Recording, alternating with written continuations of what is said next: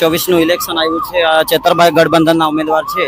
જે રાહુલ ગાંધી પણ આજે યાત્રા લઈને અહીંયા આવી પહોંચ્યા, તો એના વિશે તમારે શું કહેવું છે? ચૈતરભાઈ જીતી ગયા છે. એવું? હા, અમારા બાજુ ચૈતરભાઈ જ ચાલે. ચેતરભાઈ જ ચાલે. હા, મનસુખ વસાવાની ચાલે. એવું? ચેતરભાઈ વસાવાની કામગીરી વિશે તમે શું કહેશો? ચૈતર વસાવાનું કામગીરી આવ્યો તારના બહુ સારું કામગીરી કરી. બધી સંખ્યા ચેતરનો ભાઈ વસાવાને લીધે બધી સંખ્યા ગઠબંધન કરેલો છે, એટલે બધી પબ્લિક ભેગી થયેલી છે.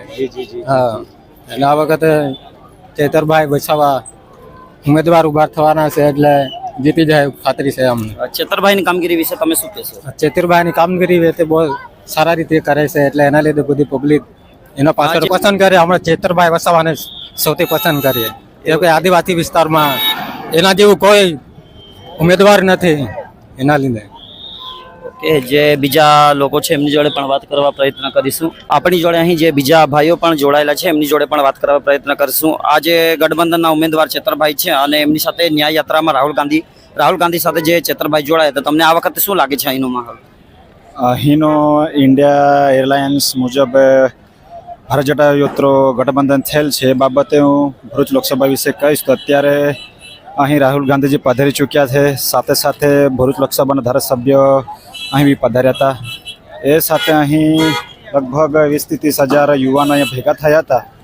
મારે ખાસ કહેવું છે, આ લોકસભામાં આમ આદમી પાર્ટીના ઉમેદવાર એવા ધારાસભ્ય ભાઈ ચૈતરભાઈ વસાવા સાહેબ 90% ગેરંટી આપું છું આ ભરૂચ લોકસભા જીતી જશે. ખાસ યુવાનોને એટલે અપેક્ષા છે. ધારાસભ્ય સાહેબ છે અત્યારે લોકસભાની ચૂંટણી જીતવા જઈ રહ્યા છે, ત્યારે ખાસ યુવાનોને અપેક્ષા છે. રોડથી સનદ સુધી લડે છે. યુવાનો શિક્ષિત બેરોજગાર છે, એ લોકોને રોજગારી મળે, નોકરીઓ મળે.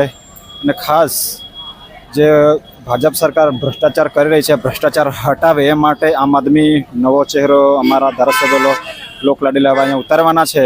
ત્યારે યુવાનોનો અને પબ્લિકનો એક જ નારો છે, આ લોકસભા ધારાસભ્ય ચેતરભાઈ વસાવા જીતે. જે ન્યાય યાત્રા હતી એમાં ચેતરભાઈ અને રાહુલ ગાંધી પધાર્યા હતા, તો એમાં તમે કોને જોવા આવ્યા હતા? અહીં તો હું સાથે તો ચેતરભાઈને જ જોવા આવ્યો હતો. એની સાથે ઇન્ડિયા ગઠબંધન છે, સાથે સાથે રાહુલ ગાંધીજી બી પધારવાના હતા. એમને જ ચેતરભાઈ સાહેબ જોડે રાહુલ ગાંધીને પણ મળવાના હતા, એ હેતુથી અહીં પધાર્યો હતો. અમે તો માત્ર ચૈતરભાઈ વસાવાના સમર્થનમાં આવ્યા છીએ, અને આજે ઇન્ડિયા ગઠબંધન રીતે આજે ચૈતરભાઈને અહીંયા લોકસભા તરીકે ઉતાર્યા છે.